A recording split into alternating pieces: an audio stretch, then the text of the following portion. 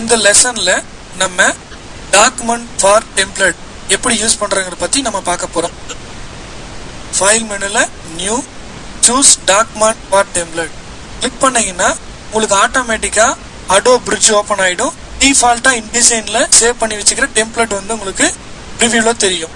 இதுல பாத்தீங்கன்னா புக்ஸ்னு ஒரு ஃபோல்டர் இருக்கு, brochures, business, catalogues, DVD, certificates, some newsletters, prospects இத்தனை உங்களுக்கு சாம்பிள்ஸ் டெம்ப்ளேட் கொடுத்துருக்காங்க.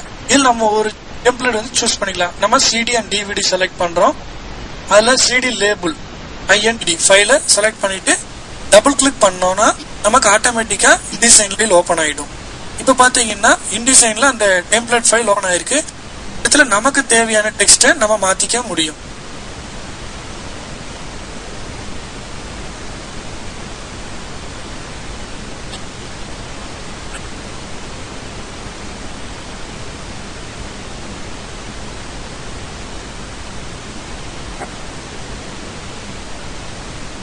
இப்போ ஃபாண்ட் சைஸ் மாத்தணும்னா நீங்க டைரக்டர்ல ஃபார்மேட்டிங்ல போய் ஃபாண்டோட சைஸ் நம்ம இன்க்ரீஸ் பண்ணிக்கலாம்.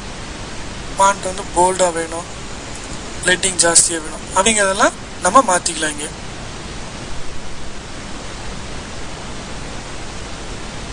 இந்த மாடலை நம்ம அந்த டெம்ப்ளேட் யூஸ் பண்ணி சேவ் பண்ணிக்கலாம். File menu, save as CD label file name நீங்க ஃபைலை சேவ் பண்ணிக்கலாம். இப்போ நீங்க ஓபன் பண்ணி பாத்தீங்கன்னா அந்த ஃபைல் அந்த ரூட்ல உங்களுக்கு இருக்கும். ஓபன் உங்களுக்கு டெம்ப்ளேட் இல்லாம InDesign ஃபைலாவே உங்களுக்கு இருக்கும்.